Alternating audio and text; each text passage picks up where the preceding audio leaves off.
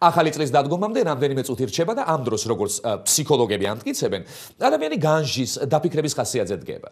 Რაღა დაგიმალოთ და ასეთი განწყობა დამეუფლა მეც.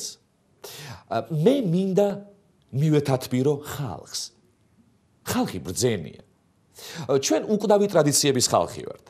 ჩვენი სიბრძნე საუკუნეების მანძილზე მთავარი იარაღი იყო ქვეყნის გადარჩენისა. ჩვენ ვშობეთ დავით აღმაშენებელი, სულხან საბა ორბელიანი, ვშობეთ და მოუკალით ილია ჭავჭავაძე. ქართველი კაცი მუდამ თავისი ქვეყნის მომავლის სადარაჯოზე იდგა. და ახლაც 21 საუკუნეში ჩვენ ისევ ვიბრძვით ჩვენი თავისუფლებისა და თვითმყოფადობისთვის. ჩვენ ისევ ბრძენი ხალხი ყავს, რაც მაძლევს იმის იმედს, რომ ქვეყანა კვლავ იარსებებს. ჩვენი სიბრძნეა ჩვენი სიმშვიდე. აბა შეხედეთ, როგორ კარგად ვიცავთ თავს, როდესაც სახლს გვინგრევენ, როდესაც გაჭირვებული ადამიანი თავს იწვავს, როდესაც ღირსება აყრილთ გვაპატიმრებენ, გვაში მშილებენ, აქეთ-იქით გვათამაშებენ, გვატყუებენ, გვაგინებენ, ხანდახან კლავენ კიდეც, მაგრამ ჩვენი სიბრძნეც ხომ ეს არის, რომ ამ ყველაფრის მიმართ პროტესტი არ გამოვხატოთ და ქვეყნის განვითარებას ხელი არ შეუშალოთ. განა ამბოხებული ხალხის დანახვაზე ინვესტორი შემოვა ქვეყანაში. განა ბარაკ ობამა ოკუპაციას იტყვის ხმამაღლა აბუნტებული ხალხის შემხედვარე და განა ნატო დაგველაპარაკებოდა? დიახ, ჩვენ ბრძენი ხალხი ვართ და არ ვემსგავსებით ევროპელებს, რომლებიც გაზრდილ საპენსიო ასაკს ქუჩაში აპროტესტებს და ვიტრინებს ამსხვრევს.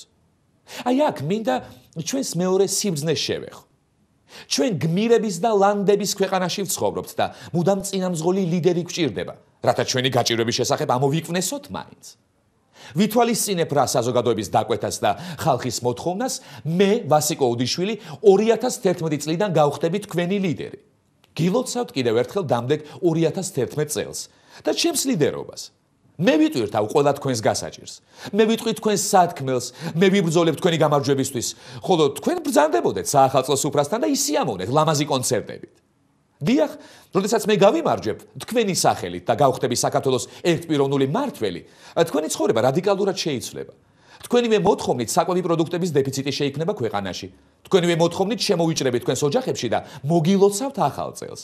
თქვენივე მოთხოვნით დაგაპატიმრებთ, შევეცდებით ყუილში გაცხოვროთ, შევეცდები ღირსება შეგილახოთ. თქვენივე მოთხოვნით ჩამოგართმევთ კერძო საკუთრებას. დიახ, ყოველივე ამას ვიზამ და იმდენ ხანს ვიქნები ამ ქვეყნის ერთპიროვნული მმართველი, სანამ ვიღაც სხვა ლიდერი არ გამოგიჩნდებათ და ჩემს გადაყენებას არ შეეცდება. მაგრამ მე ხომ ყველაფერს თქვენივე მოთხოვნით ვაკეთებდი.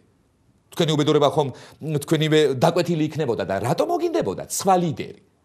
იმიტომ რომ ხალხი ბრძენია და ხალხს ლიდერი უყვარს.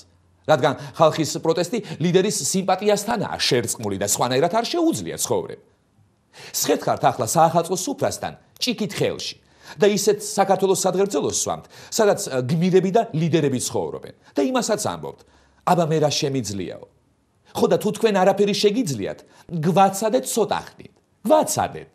მე უკვე როგორც ოფიციალური ლიდერი ისე შევეცდები ახალი 2011 წელი მოგილოცოთ. საქართველოს პრეზიდენტი ვასიკო უდიშვილი გილოცავთ ახალ 2011 წელს. გისურვებთ დოვლას, ბარაკას, ხვავს, ბედნიერებას, სიყვარულს, სიხარულს, გამრავლებას, გახარებას, გალაღებას და რაც მთავარია, ქვეყნის გამთლიანებას. პრეზიდენტის მოლოცვა მე გისურვებთ და დანარჩენი თქვენ იცით.